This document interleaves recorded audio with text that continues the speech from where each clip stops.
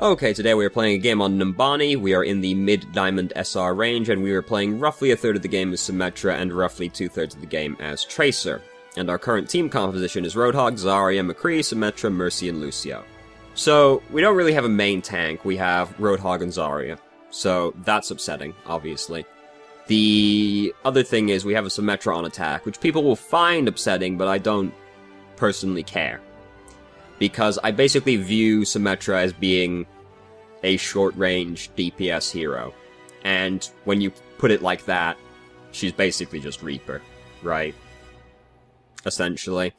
So I don't really care about Symmetra on attack. The thinking behind this was also included in the email, which we will go over to now.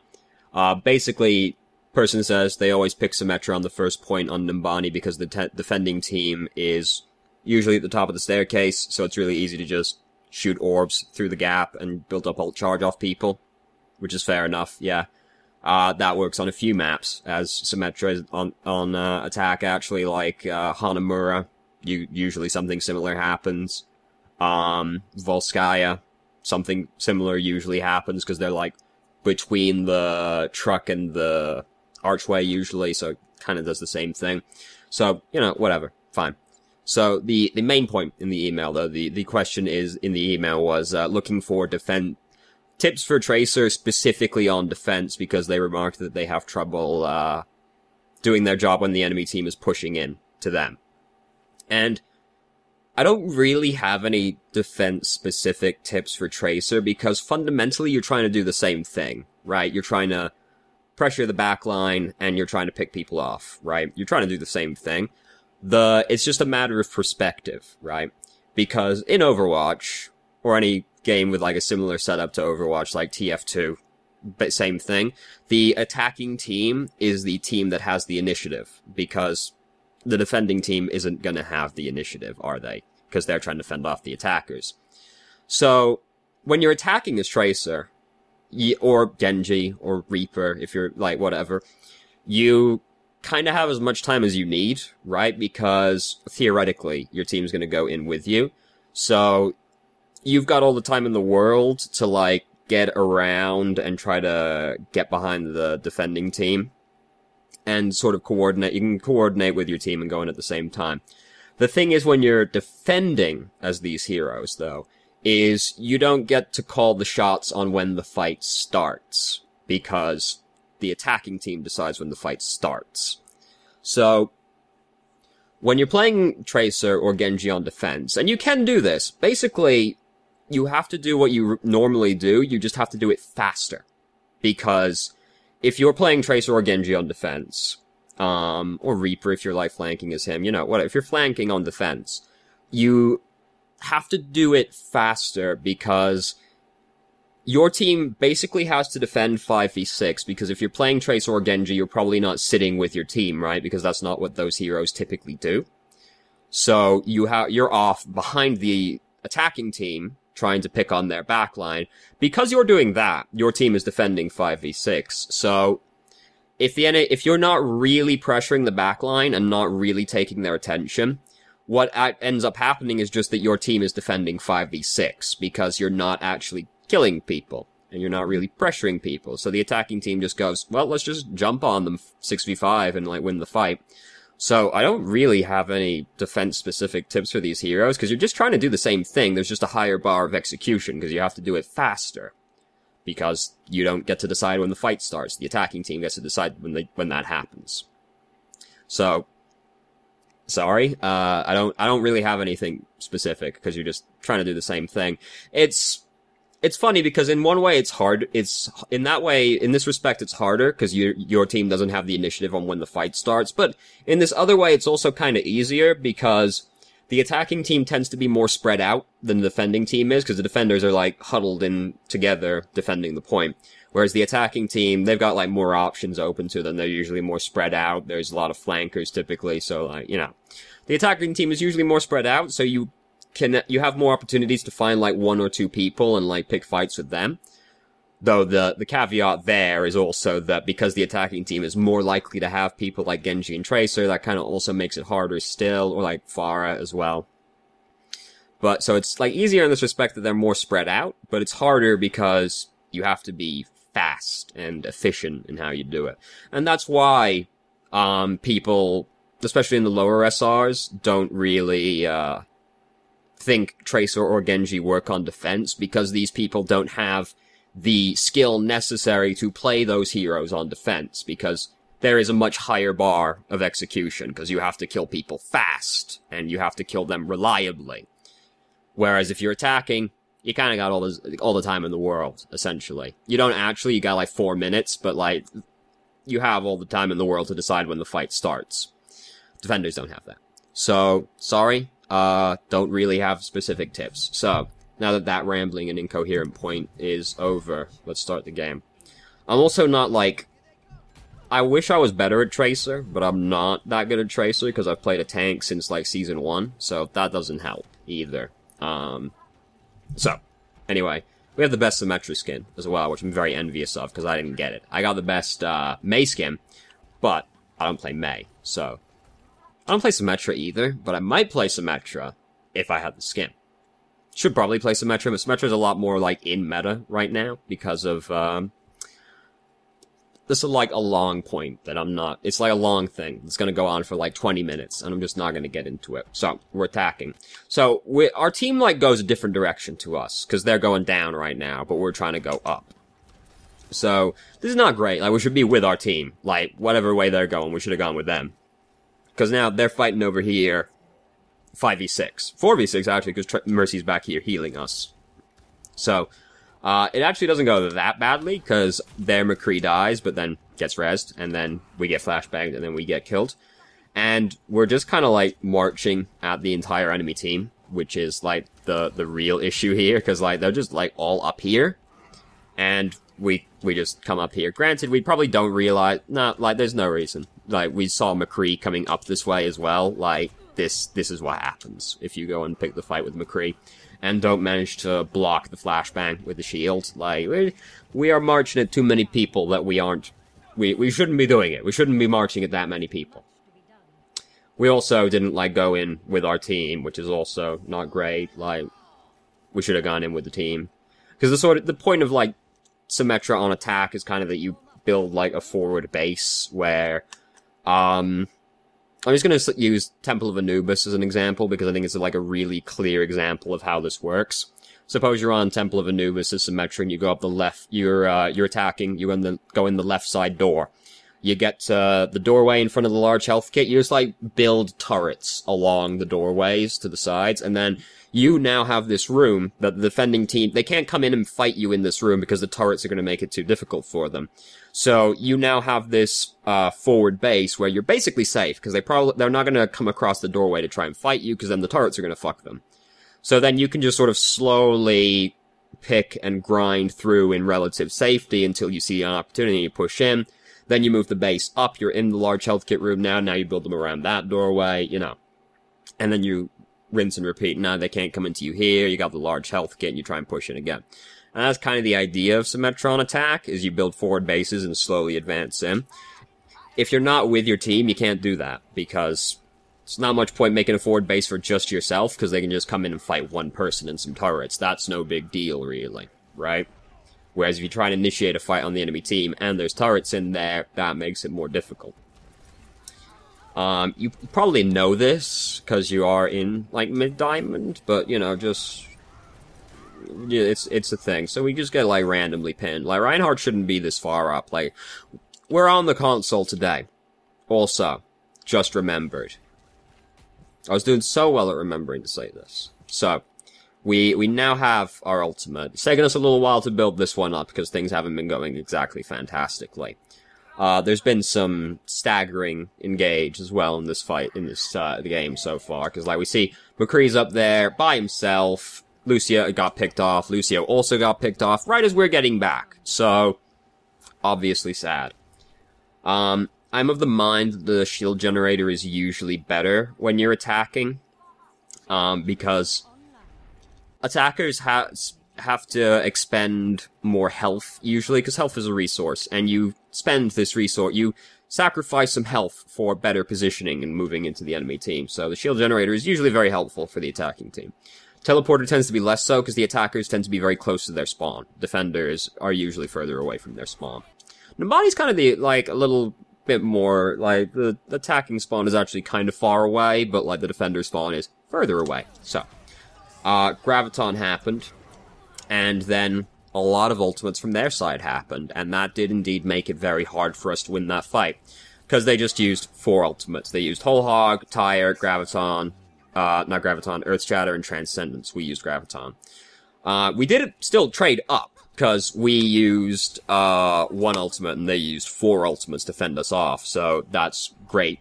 We traded up. So now we changed to Tracer, because we decided that the Symmetra wasn't really working out, which it wasn't really working out, so that's fair enough. So, Mercy actually rezzed people, and the fight's kind of still been happening while we've been getting back over here, and now we found their Mercy, and we just pick her off. And they're basically done. Like, the fight was already not going very well for them, because now at this point they have no ultimates to fend us off with, because they just used all of them. So, we can come in with our... Like, we didn't even come in with that many ultimates at this point, but they had no ultimates to fend us off with, so we just kind of get to win, which is cool. They also overextended a bit, but, like, ult economy is a very important part of this game. It's like, this is the easiest way to throw on defense, is... Because the defending team only has to kill, like, 1 or 2 people, and then you kill the push, because it's too hard to push into the enemy team 5v6. So, defenders usually only have to use 1 or 2 ultimates to fend off a push, because that's enough to kill somebody, and that just kills off the push. The easiest way to throw on defense is you overreach and you use like 4 ultimates to fend off 1 push, and then they just come back with like 3 ultimates, and now you lose the fight because they've got more ultimates than you. Like, it's just... Overwatch is very based around ultimates and team play, so like, that's like the easiest way to throw. And like, pretty clear example of it, in my opinion, in this game. So, we aren't really playing Tracer during like this section, because we're kind of just sitting at their front line, shooting into Reinhardt's shield, and this isn't what Tracer's good at. This is like playing a bad soldier, basically, because we're just sitting and like shooting at their front lines, not really doing anything, because we are a short-range assassin hero. So, now we're getting a little bit more into Tracer territory, but they have a Junkrat, which makes it kind of difficult to play Tracer, because he always has at least 1 concussion mine. And that makes Junkrat really good against flankers, which is a problem. Just noticed in the camera on OBS this skull back here, and got spooked by a fucking Halloween decoration. So good job, me. This is Scully. He's a Halloween decoration, but he's just always here. So he's been here for like 4 years, and he holds my wig when I'm not wearing it. So, Junkrat, really good against flankers, because he always has mines now, which is very upsetting. McCree has used his flashbang, so we have no problems just coming up here and fighting him. We've stepped on we've stepped on a trap. Watch your feet. We use recall as we come out, and it doesn't actually heal anything, so that's very sad, because it's been too long.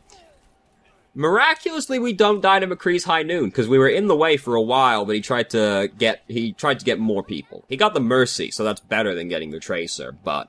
You know, it felt good for us, because we didn't die, basically. It always feels good to live, shockingly enough.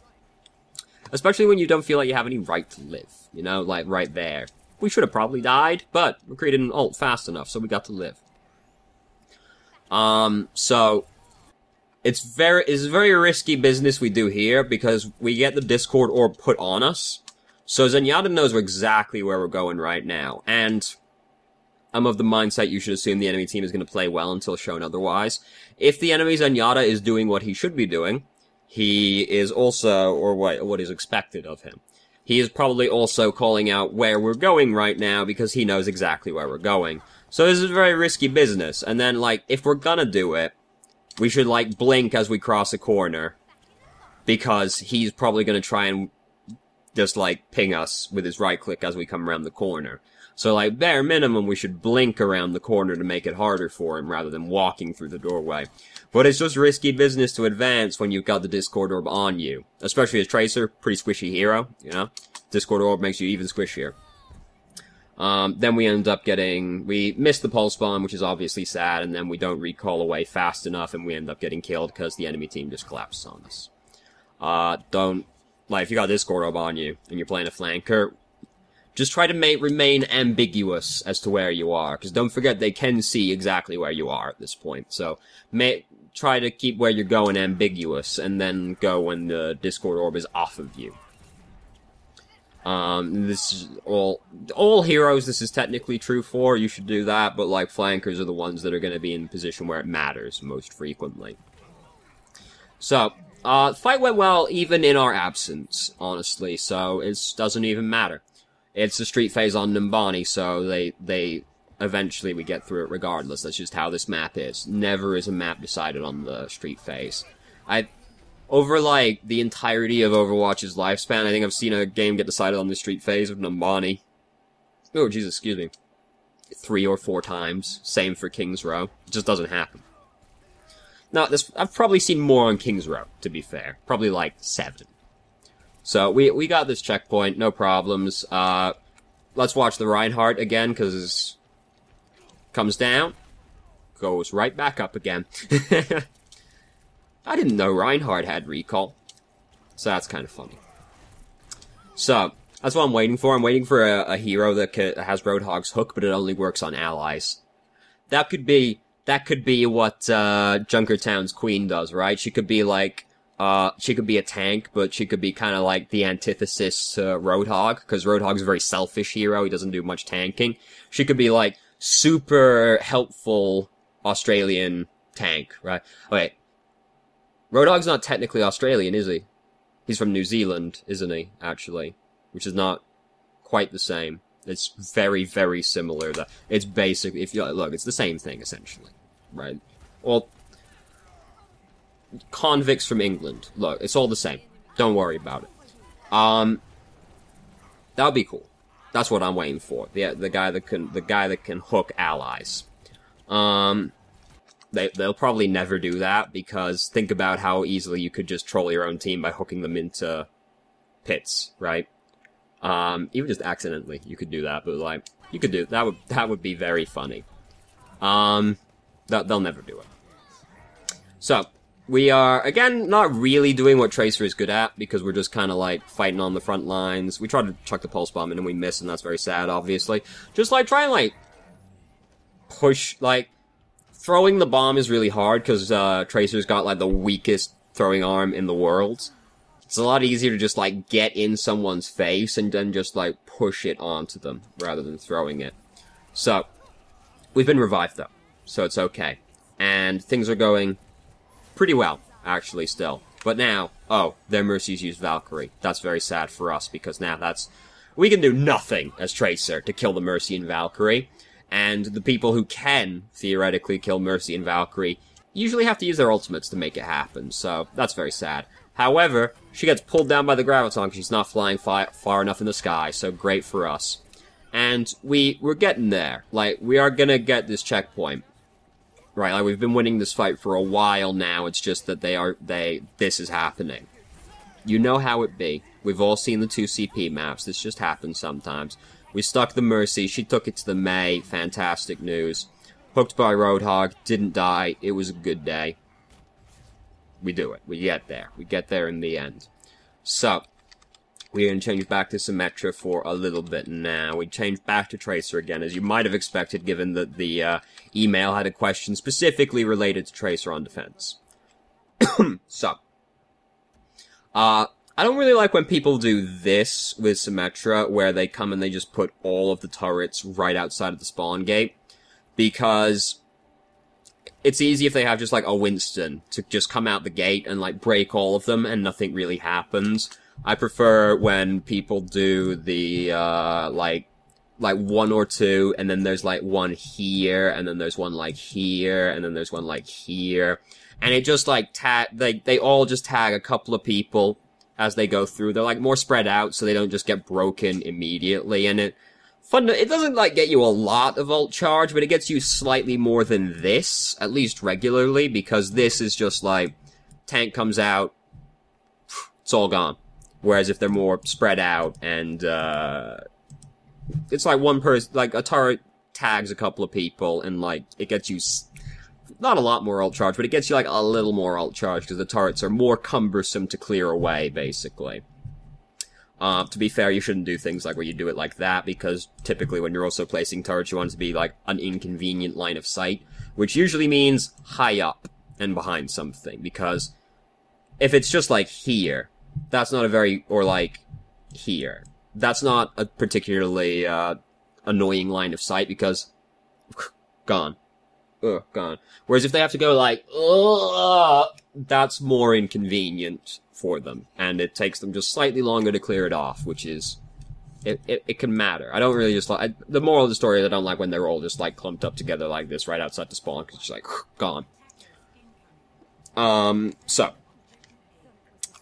also don't like being like that far out when this happens as well, because if they're also sort of like in a wave, you can just like, you can be further, but I like when it takes them longer to clear them out, and then like as they're clearing them out, you can start replacing the broken ones near the actual point of defense. So then like as you see them getting taken off, you're just putting them around where your team is actually going to defend as they get broken, rather than now where like they're all broken and we actually have no turrets on the map anywhere right now, which is, you know, not great, especially since we have some right now and there's just none anywhere. Now we're putting them down. That's great. They could be like a little bit more spread out than this if I'm to nitpick. It gets more nitpicky once you get into like this kind of SR range, honestly. So it's like these two being this close together are kind of easy to break, whereas if it's like that and that, that's way more inconvenient, right? Because now I've got to go, and then I've got to go, as well, right? You can't just, like, clear both of them at the same path. Well, you can if you're, like, McCree, is, like, throw a flashbang in or something. Or Winston's, like, here, and Tesla's just backwards. But, like, that's more inconvenient than that. And it still does the same thing. It's just slightly more inconvenient for them to clear off. Also, like, that's less harsh than that, so still, like, higher up is usually better for Symmetra turrets still. So, they have a Sombra, that's inconvenient. We are positioning in a very unfortunate place right now, because think about where we're standing, right?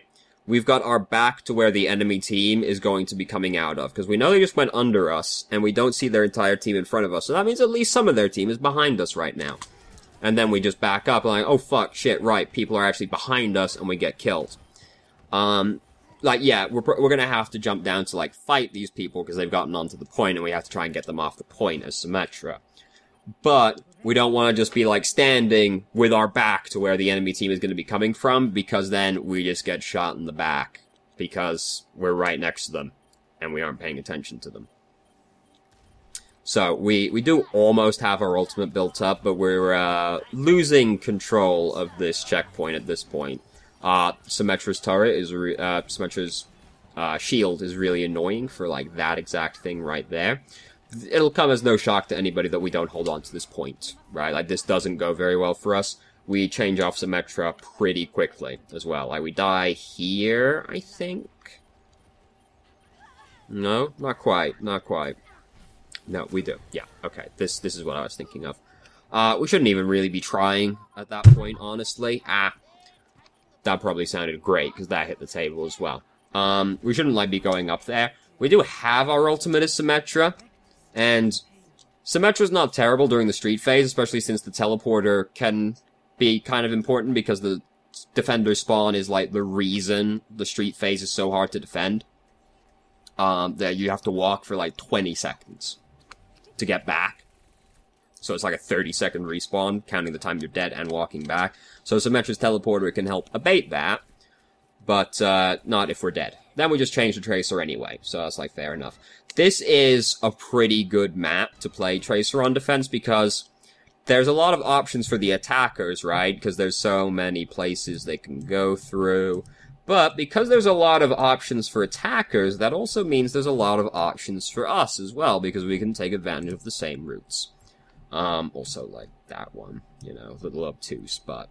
So, it's a good map to play Tracer on for attack or defense, or just like a flanker in general.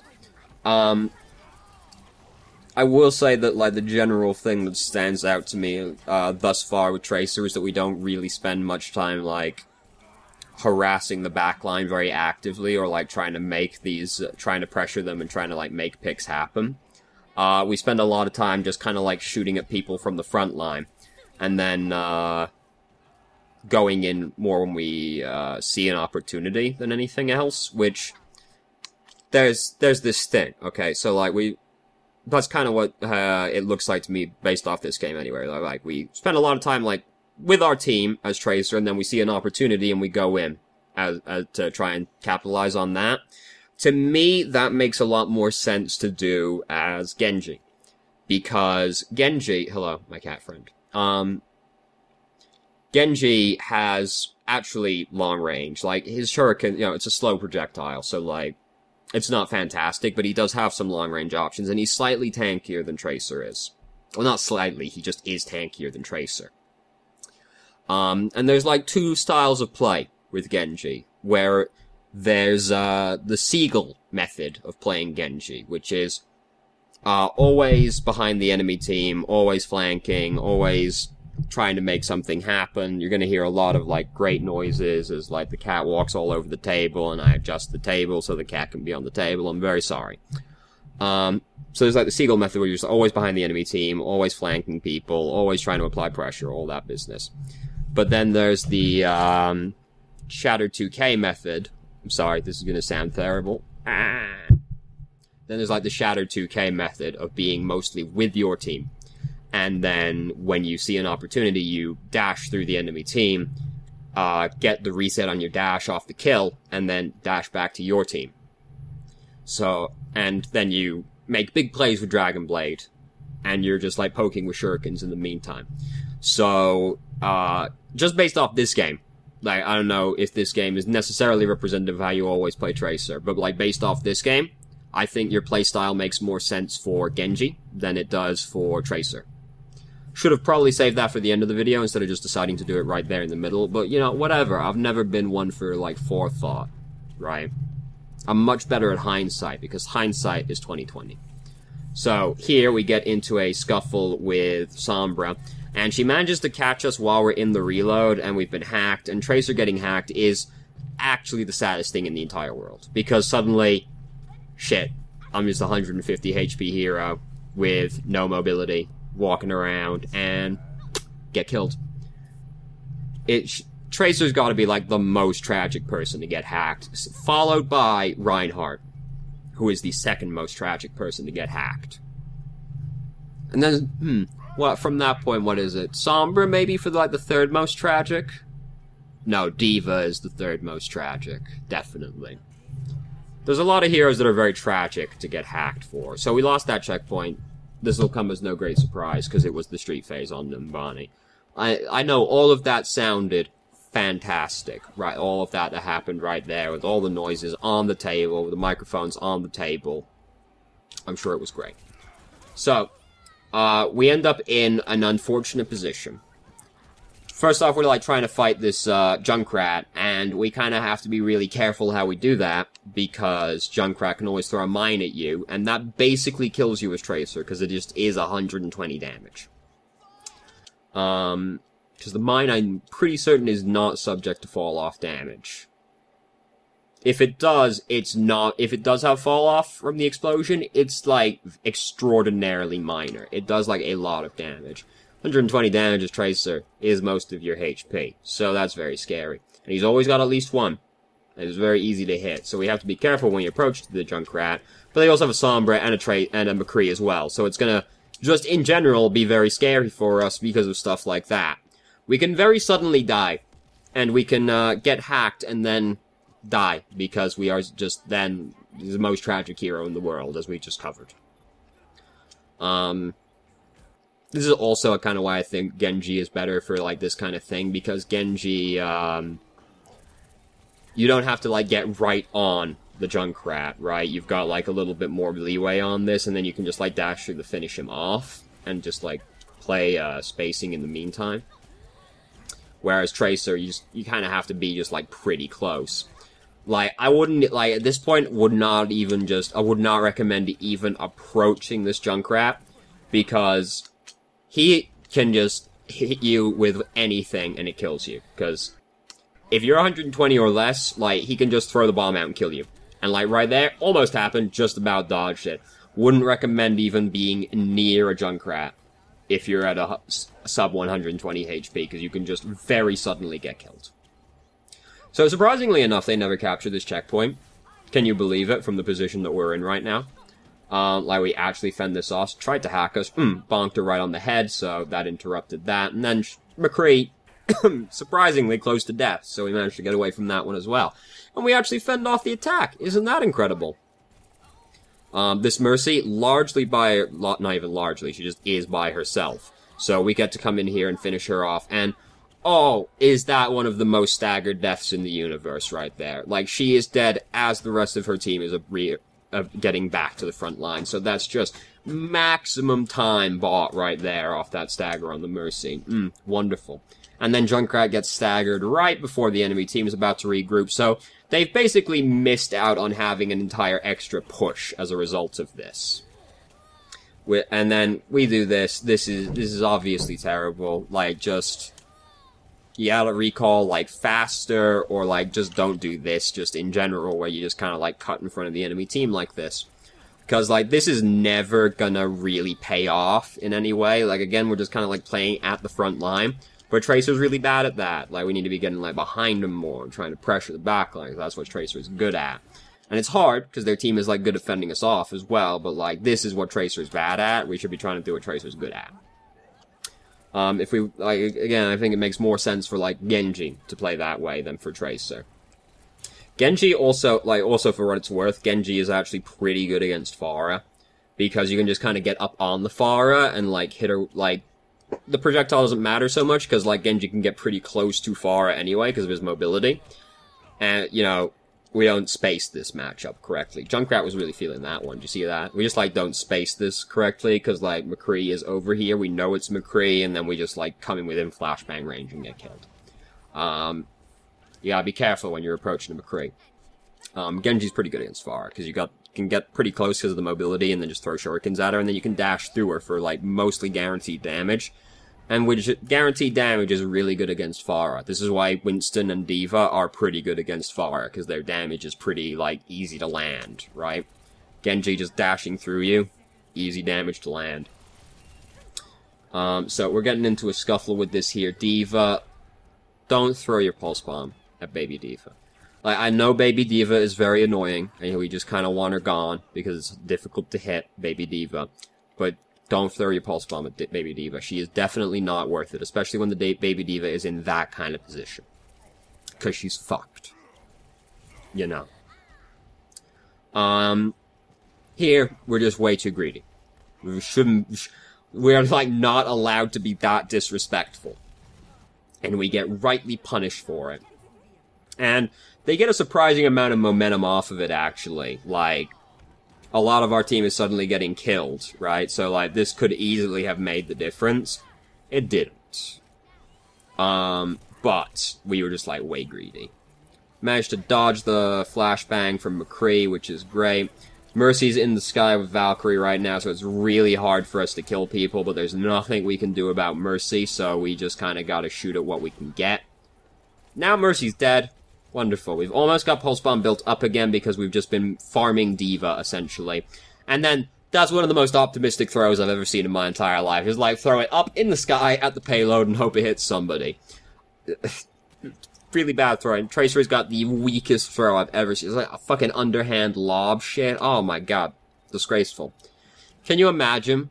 Like, you seen how far Anna can pitch her fucking grenade? Like, fucking how's like a 60-year-old woman can pitch it like 80 miles an hour. And then you got Tracer, spry young girl with time control powers, just like, fucking hell.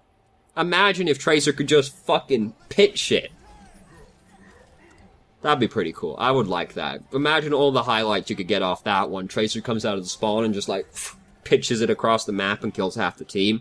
Oh, that'd be incredible. So,